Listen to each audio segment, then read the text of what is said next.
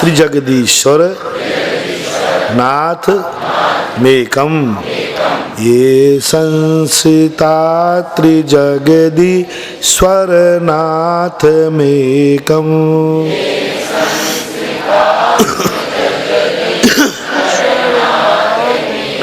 कस्तान निवारयति संचरतो यथेष्टम। कस्तान निवारयति संचरतो यथेष्टम।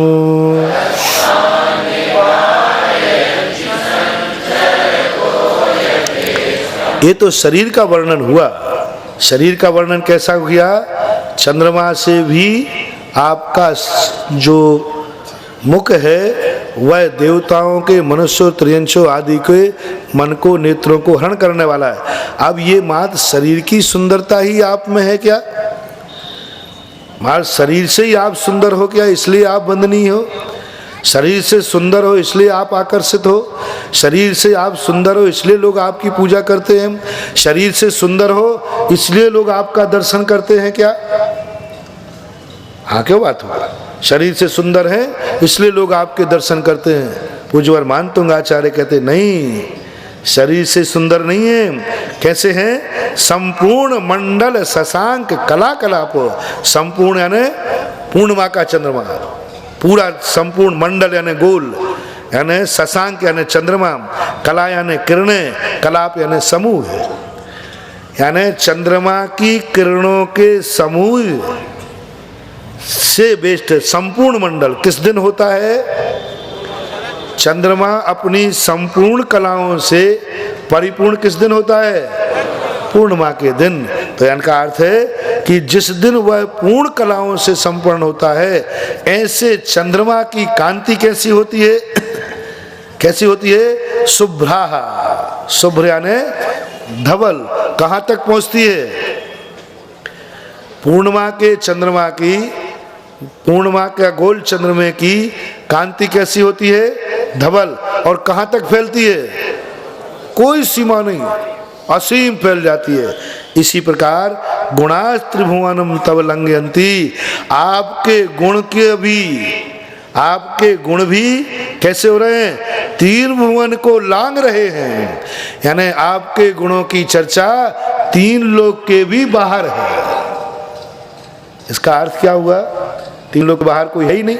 ये अलंकारिक भाषा कहलाती है। यानी आपके गुणों की चर्चा आपका भक्त ही नहीं करता, जो आपका भक्त नहीं है वो भी आपके गुणों की चर्चा कर रहा है। और यहाँ लोक का अर्थ त्रिभुवन का अर्थ ले लेना कि जो मन से, वचन से, काय से, अथवा यह भाव में, वर्तमान भाव में, अतीत भाव में, आगे भाव में, अथवा तीन लोक में जिस विवक्षा में लगाना हो, भुवन यानी आपकी तीनों कालों में, तीनों लोकों में आपके गुणों की महिमा, आपके गुण तीनों लोकों को लांग रहे हैं। जैसे पूर्णिमा का चंद्रमा अपनी कांति से सारी सीमाएं लांग करके प्रकाश देता है।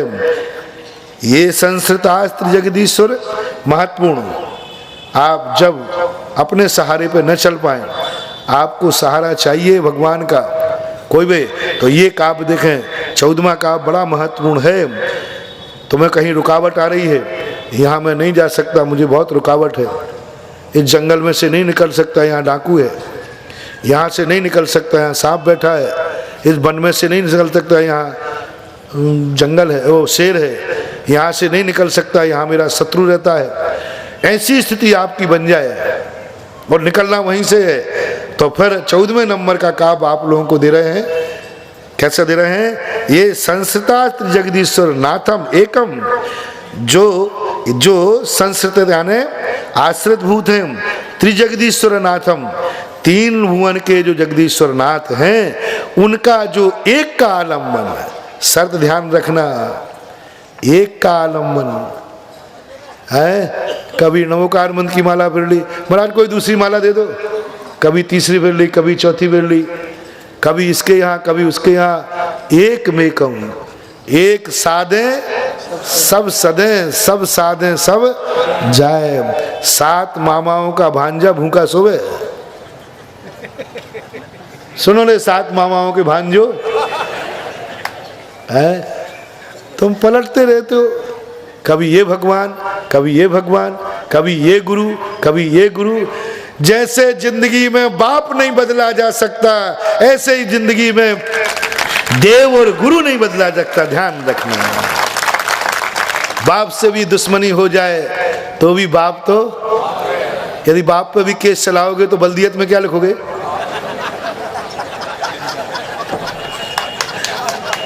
क्या लिखोगे बोलो? बाप को जेल भेजना है, बाप का केस चलाना है, लेकिन जब मुख्तियारनामा भरोगे तो बल्दियत में तुम कितना ही घृणा कर लेना पिता से, जब भी तुम्हारे काम कोई सटेंगे तो बल्दियत तो पिता का नाम तो लिखना ही पड़ेगा। मैं इस बाप का नाम नहीं लूंगा। ये संकल्प करो, करो सब संकल्प,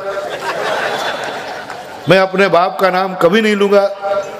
ध्यान रखना, संसार में कितने फार्म भरना पड़ेंगे और सब में लिखा रहेगा पिता का नाम लिखो। नहीं, पिता का नाम नहीं, तो वो कहते जिसका कोई बाप नहीं उसको यहाँ नौकरी नहीं। पिता क्या गजब का संबंध है। सारे संबंध बदल दें तो फिर भी चल जाए, लेकिन पिता का संबंध इसी प्रकार। जैसे जिंदगी में बाप नहीं बदल सकते हो, ऐसे जिंदगी में भगवान और गुरु नहीं बदलना चाहिए। और जो कहे, एक बार एक ऐसा हुआ कि एक बेटे ने, सुनाया था शायद मैंने कभी, या नहीं सुनाया हो पता नहीं, कि एक बेटे, पिताजी ने कहा, पिताजी हमारे दोस्त लोग पूछते हैं कि तुम्हारे बाप कितने हैं? बोले 1। तो पिताजी ध्यान रखना, मैं सबसे यही बोलता हूँ, अब आप भी जब कोई पूछे आपके बेटे कितने हैं? बोले 1। पिता कहता बेटा ये तो मैं नहीं कह सकूंगा। बोले क्यों नहीं कह? जब मैं बोल सकता हूं तो तुम क्यों नहीं बोल सकते? मेरे तो 4 बेटे और हैं। तो ठीक है पिताजी, अब आज से तुम कहते हो मेरे अनेक बेटे हैं, तो मेरे से कोई पूछेगा तेरे बाप कितने हैं, तो हम भी कह देंगे हमारे बाप अनेक हैं। बताओ कैसा रहा है? कैसा रहा? भगवान के भक्त अनेक हो सकते हैं, लेकिन भक्त के भगवान तो,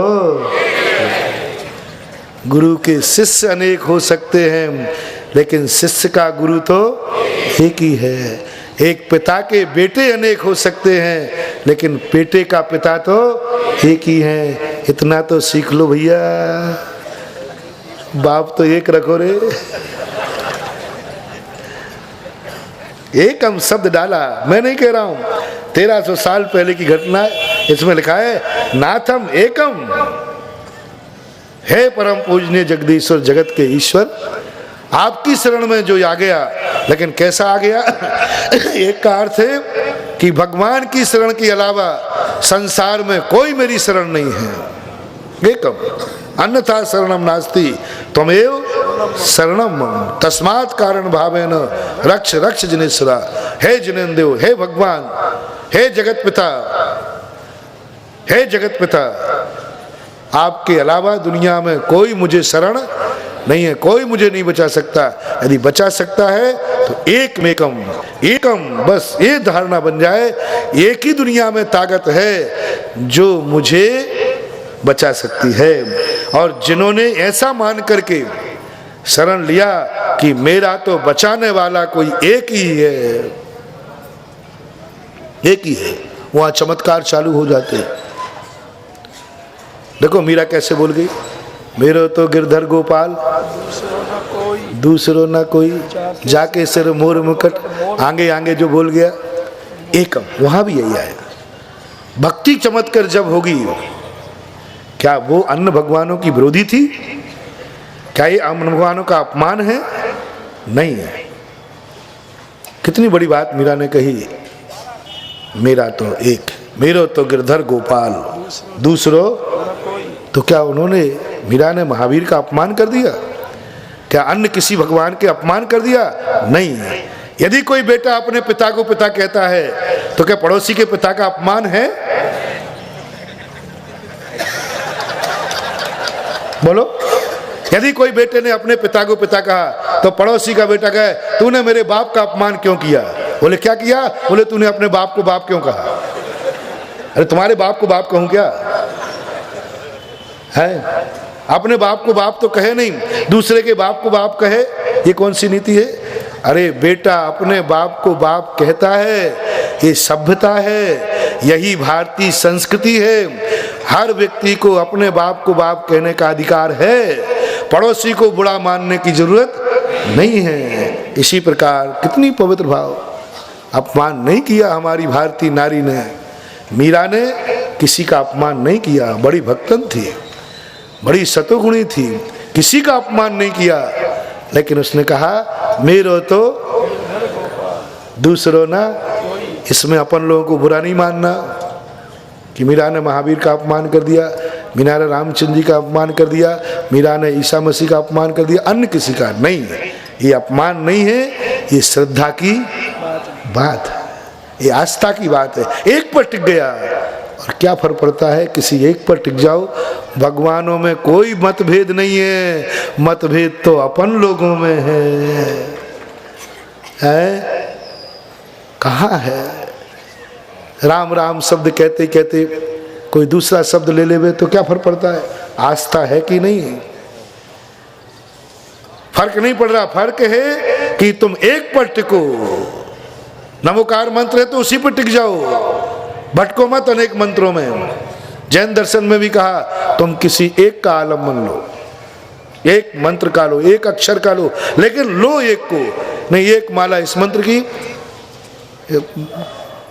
कई यहाँ जबलपुर में भी है। एक व्यक्ति आया, बोले महाराज कोई मंत्र दे दो। हमने कही आपको नहीं आता? कहीं नहीं, मेरे 10-11 मंत्र तो मैं रोज को फेरता हूँ। बोले कितने? बोले एक नमोकार मंत्र की फेरता हूँ, फिर एक अस्या उषा की फेरता हूँ, फिर ओम ह्रीम और एक नमः सिद्धेभ्या। उन्होंने पता नहीं, मुझे तो याद ही नहीं है। मैंने कि भैया तुम्हें इतने सारे मंत्र हैं? हमारा 10-11 मंत्र तो हैं, और प्रतिदिन माला फेरता हूँ, प्रतिदिन। मैंने कि भैया तुम्हारे पास तो 10-11 मंत्र हैं, तुमसे मैं क्या बोलूँ? मेरे पास तो परम पूजनी एक ही नमोकार मंत्र है, और तो कुछ है ही नहीं। अब बोलो भैया, जिसके 11 मंत्र हैं वो महान है, जिसके एक मंत्र है वो महान है? एक साधे सब सदे, सब साधे, यही चल रहा है। आदि यहाँ माला फेरी, आदि इसकी माला फेर ली, कोई ना कोई तो काम चलेगा। उसकी दशा कैसे हो रही है, एक उदाहरण सुन लें। एक व्यक्ति ने कहा कि दवाई चाहिए, तो डॉक्टर के पास गया। डॉक्टर ने दवाई लिखी पर्ची पर और कहा लाओ 500 रुपया फीस ले ली। बोले दवाई कहाँ है डॉक्टर साहब? बोले दवाई मेडिकल पे मिलेगी। तो मेडिकल पे गए तो 500 की दवाई अलग। बोले डॉक्टर ने काहे के पैसे ले लिए? मेडिकल में, उसके घर में मेडिकल था। उसने कहा आज से डॉक्टर के पास जाना बंद। उसने कहा मेडिकल में सब दवाइयाँ होती हैं और है इसी मेडिकल में। बोले अब मैं बीमार होऊंगा, और बीमार हुआ। उसने सारी जितनी दवाई थी एक एक गोली खा ली। कोई तो फिट बैठेगी, कोई तो बैठेगी फिर। बोलो उस मेडिकल में वो दवाई है कि नहीं? है कि नहीं? और उसने सब एक एक गोली खा ली। और बताओ मेडिकल में दवाई के अलावा क्या होता है? और दवाई खाई, वो मर गया। बोले दवाई खाई सो क्यों मरा? इस मेडिकल में दवाई मिलती है जहर? तो मेडिकल का तो भैया दवाई मिलती है। अब बोलो मेडिकल में दवाई है कि नहीं, पहले बताओ। और एक व्यक्ति एक एक गोली सारी निकाल के खा जाए तो मरेगा कि बचेगा? तुम ही तो बैठे हो। एक गोली इसकी, एक गोली इसकी। दुनिया में जितने मंत्र हैं, जितने भगवान हैं, जितने गुरु हैं, सबकी एक एक गोली खा जाओ तो तुम्हारी दशा भी ऐसी होगी। जो सारी मेडिकल की एक एक गोली खा गया तो ठीक तो हुआ नहीं, लेकिन दवाई सब है, ध्यान रखना। लेकिन कौन सी दवाई किसको कब खाना है, यह बताने के लिए ही डॉक्टर ने 500 लिए हैं। दवाई नहीं देता डॉक्टर, लेकिन तुम्हें कौन सी दवाई लागू है वो लेना। इसी प्रकार से मेडिकल खाने वालों 11 तो गोलियां खा ली, कोई तो फिट बैठेगी। इतने मंत्र फेर रहे हैं, कोई तो बैठे, कोई फिट नहीं बैठने वाला। एक गोली खाओ, एक दवाई खाओ, एक देव, एक गुरु, एक मंत्र, एक साथ, एक पे टिक जाओ। जो एक से काम होने वाला है वह अनेकों से नहीं होगा, और जो एक से नहीं होगा वो भी अनेकों से होने वाला नहीं है। एक को पकड़ लो, और एक को पकड़ करके, तो ऐसे ये कह रहा है, नाथम एकम, एकम नाथम, जो इसने ऐसी भावना भाली, मेरी शरण तो मात्र भगवान है और दुनिया में कोई मेरी शरण नहीं, ऐसी श्रद्धा जिसकी बन जाती है, कस्थान निवारयति संचरतो यथेष्टम। कस्थान यानी कहा, तान मूल शब्द है, कहा, थान यानी कहा यानी कौन, तान यानी उसको, निर्वारयति, निवारयति यानी रोक सकता है, संचरतो यथेष्टम, अपनी इच्छा के अनुसार विचरण करने वाले को कौन रोक सकता है? किसको नहीं रोक सकता कोई? जो मात्र एक भगवान की शरण में चला गया, जिनेंद्र की शरण में चला गया, उसे दुनिया की कोई ताकत, मैंने इसलिए कहा था ना, 3 लोक में कहीं ऐसा स्थान नहीं जहां हमारा विचरण नहीं हो सके, सब जगह विचरण हो सकता है। शर्त क्या है? तुम त्रिलोकी नाथ जिनेंद्र देव की शरण स्वीकार कर लो, उसकी शरण में आने के बाद फिर कोई अवरोध तुम्हें रोक नहीं पाएगा।